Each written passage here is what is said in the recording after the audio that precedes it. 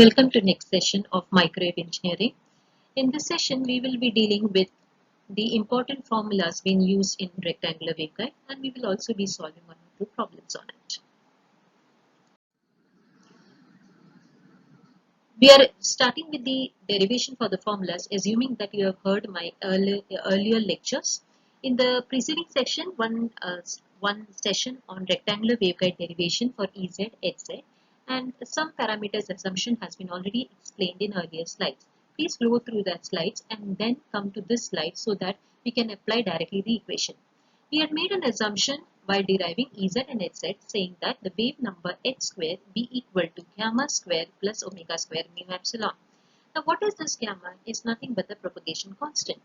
For any line to be drawn, we always arrange a origin point. I hope you understand an origin point. For a propagation constant also, we are assuming one origin point to be as 0, 0. So we are taking this gamma to be equal to 0. If you take gamma to be equal to 0, h square becomes equal to gamma square plus omega square mu epsilon. So gamma becomes equal to 0, h square equal to omega square mu epsilon. This point is called as cutoff point. So what is cutoff point means, where we are assuming that the origin starts from the, that means where the propagation will be starting from the origin point, the cutoff point where the waveguide will allow the propagation to take place. Please note, your waveguide is always assumed to be high pass filter, whereas your transmission line is assumed to be a low pass filter. So over here, this is going to be a high pass filter. To find the frequency of cutoff frequency, we have got from this equation as omega c squared is equal to h square upon mu epsilon. Therefore, omega c is equal to h upon square root of mu epsilon. Omega is nothing but 2 pi fc. 2 pi fc is equal to h upon square root of mu epsilon. Fc is equal to c upon 2 pi into h, but fc can be also written as c upon lambda c if you want. If we have just written the formula for c is equal to 1 upon square root of mu epsilon. So over here fc is equal to, over here it is written, fc is equal to 1 upon 2 pi. C is 1 upon square root of mu epsilon h. I hope you know what is c.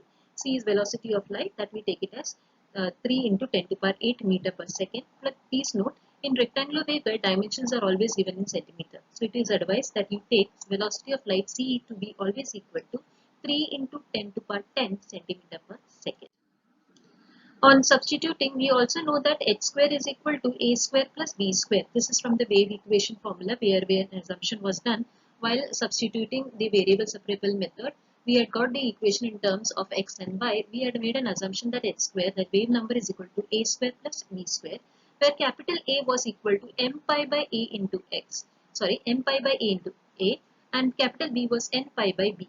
On substituting this equation, you get fc is equal to c upon 2 pi into pi square root of m pi by a the whole square plus n pi by b the whole square. So finally the equation for cutoff frequency comes out to be as c upon 2 square root of m by a the whole square plus n by b the whole square. You should all remember this formula, very important for solving problems. The cutoff frequency of a rectangular waveguide is c by 2 square root of m by a the whole square plus n by b the whole square. The dominant mode of a rectangular waveguide is always assumed to be TE10. Please make a note of this, where small m is equal to 1, small m is equal to 1, small m is always equal to 1, and your small n will be always equal to 0. When you are substituting this equation into this equation, what you will get the value of fc? Fc will be is equal to c upon 2a. So if somebody comes and tells you what is the value of lambda c, what will be lambda c equal to, everybody?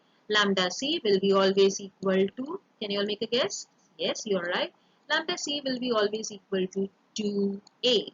2a. That means for a rectangular waveguide where length a and breadth b is given, if somebody gives you only the length, the cutoff frequency of that waveguide can be also found out. That's a very important discovery. As per last slide, we have stopped our slide at saying that the lambda c, that is cutoff wavelength, is equal to twice a. That means for a rectangular waveguide, if length a is given, cutoff frequency can be easily calculated. Now, suppose for a waveguide, we are asking you to find beta g. What is beta g? That is guided phase shift constant. How do you find a phase shift constant for that? We know that h square is equal to gamma square plus omega square mu epsilon. So gamma square becomes h square minus omega square mu epsilon. Gamma is square root of this equation. What is gamma equal to? J beta. Why we have not taken alpha? Because we are assuming attenuation is not there, only beta quantity exists. So beta is equal to minus C. We are adjusting this equation in such a way that this minus sign comes outside and omega square mu epsilon minus h square, we are doing like this. See, the reason of doing this is that we are assuming this to be a high pass filter. When you are assuming high pass filter, what happens is that a frequency greater than the cutoff frequency can only pass through this waveguide, not smaller one. So for that adjustment, we are doing this adjustment in this equation. So when you are taking this equation, what happens when you take the square root is j will come up. So j and this j both will get cancelled out. I hope you understand why we are doing it. Yes, and we get the equation in terms of beta. So your guided wavelength G means guided. Guided wavelength equation will come out to be as omega square root of mu epsilon. When you take out from this equation, you get 1 minus. In this equation, you will actually get omega c upon omega the whole square. But omega c will be equal to 2 pi fc. 2 pi gets cancelled out, and then you get this fc upon f the whole square. I hope you understood. Just for repetition, I repeat, omega is taken outside. So when you take omega square root of mu epsilon outside, what remains here? 1. This 1 minus omega c upon omega. Omega c is 2 pi fc. So 2 pi fc upon 2 pi. 2 pi gets cancelled. Fc by f the whole square remains. So beta g is equal to omega square root of mu epsilon square root of 1 minus fc upon f the whole square.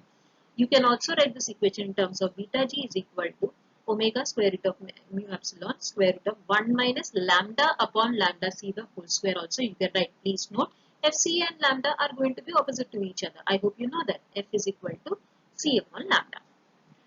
Fine. How do you find phase velocity? Phase velocity is omega by beta.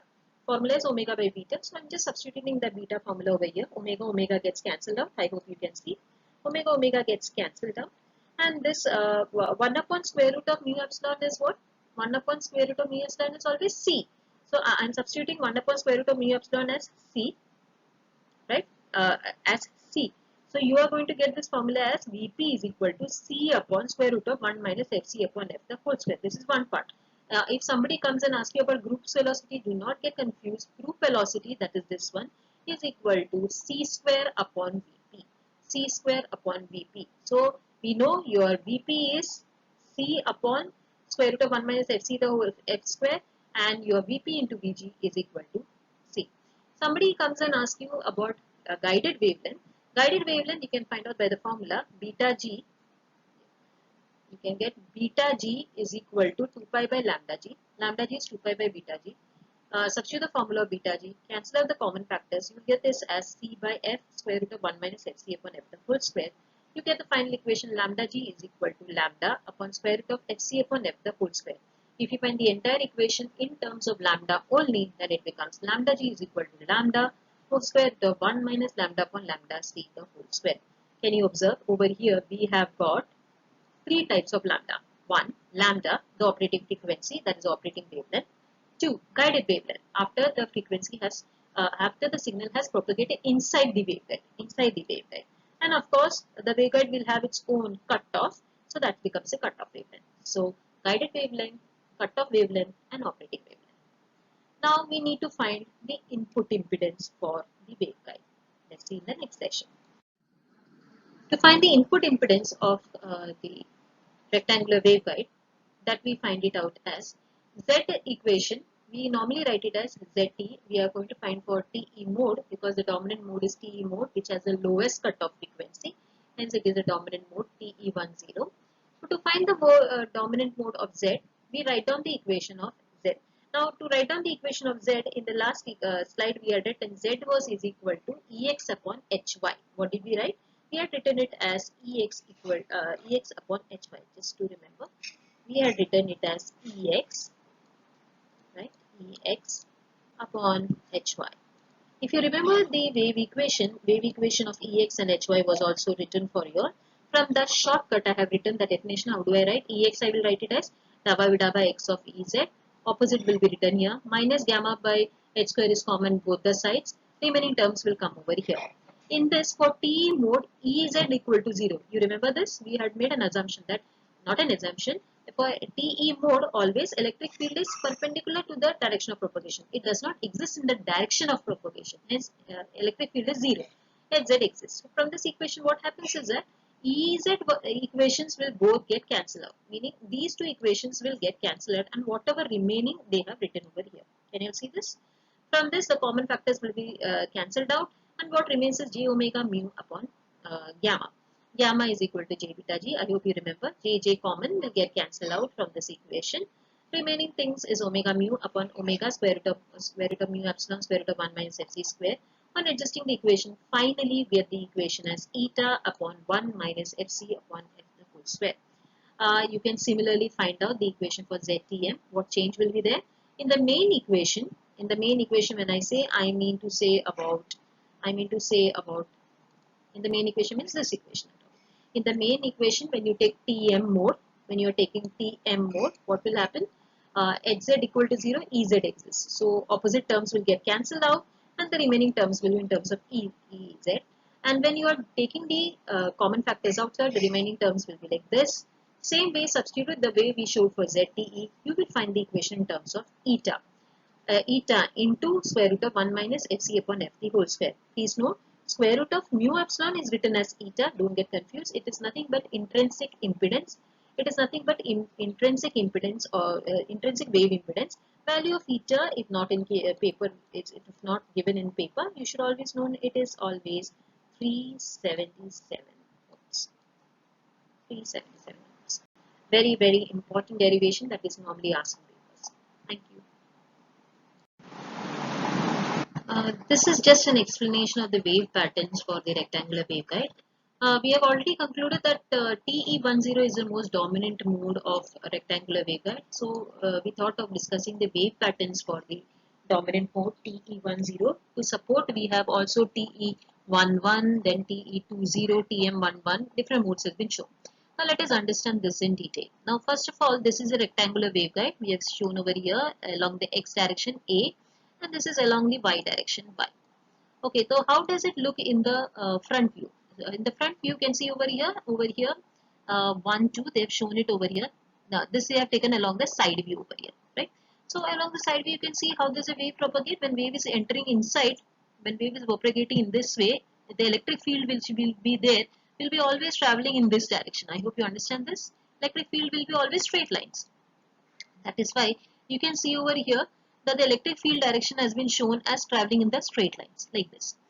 Whereas magnetic field, we cannot show it because magnetic field will be in a direction perpendicular to the electric field. So it is in the form of a circle. Can you see over here? It is in the form of a circle over here. TE10 means one set of wave, that is of a distance of lambda by 2, will exist along the x direction. So along the x direction continuously waves are traveling like this. Means it is going in this way. It's going in the straight way. It is like a highway, it's like a highway. It's like a highway like this. It's like a highway, and cars are continuously going. Cars are continuously going in the straight way. So when you're looking, it is like this. The waves are moving. The waves are moving continuously like this.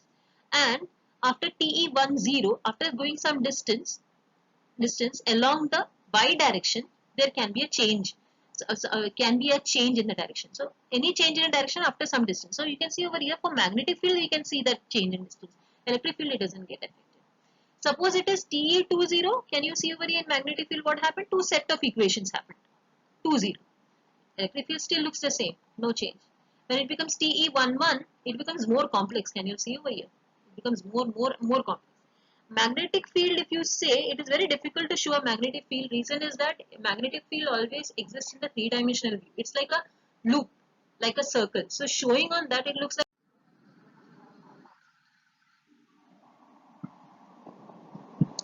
In last slide, we had seen the wave patterns for TE1020, and we had seen that how as the modes goes on increasing, it becomes like a co-wave.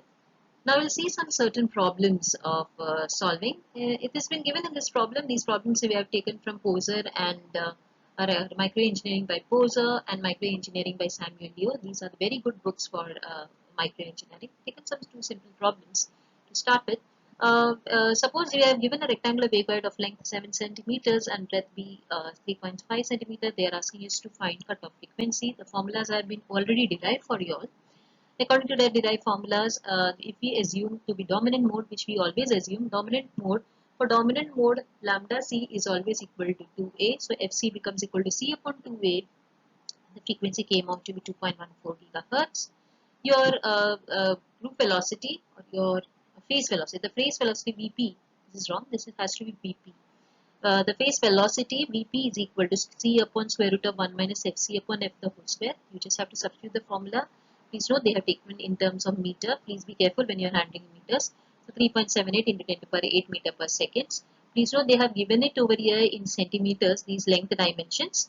Then you have to convert it into meters. It becomes 10 to the power minus 2 and then they have said. If you are not able to do it, please keep it in centimeters only. So only change is that this instead of becoming 10 raised to 8, you will have to substitute as 10 raised to 10 centimeter per second. Lambda g becomes lambda naught upon square root of 1 minus fc upon f the whole square. On substituting guide wavelength, you get the value as 10.8 centimeters. So you can say you can expect some 10 marks problems in your papers for such type of problems. Phase velocity of the wave in the guide for a frequency 3.5. I hope you understood why 3.5 gigahertz is given, because f is given means you can find lambda. Once you know the value of lambda, can you find lambda? It becomes easier to find for lambda g, right? For the next problem, this is the second problem. In second problem, you can see over here that they are asked us to find all the propagating modes possible for TE, TE, TM, all the propagating modes. They have started from using 1 0, 2 0, 0 1, 1 1 and 2 1. This is a beautiful problem in which all the modes will be found out, and you can very well observe that TE10 gives the lowest cutoff frequency. Hence this is considered to be a dominant mode. So this problem gives you an idea that why TE10 is considered to be the dominant mode, because this gives the lowest cutoff frequency. Similarly for TM mode it is 1 1. Please note in this problem the it's a dielectric field waveguide. As a result, you cannot take the formula of Fc to be directly as C upon 2 pi and square root of epsilon r should be taken. Please note epsilon r of Teflon is 2.8. It is 2.8. When you substitute the equation and substitute epsilon r to be 2.8 and solve the equations, you will get the answers in this way. You can expect 10 marks problems in your university exams also to find the cutoff frequency of a waveguide. I hope you understood this lecture of rectangular waveguide and the problems. Please do subscribe to this channel so that you get many more interesting sessions on microwave engineering. Thank you so much.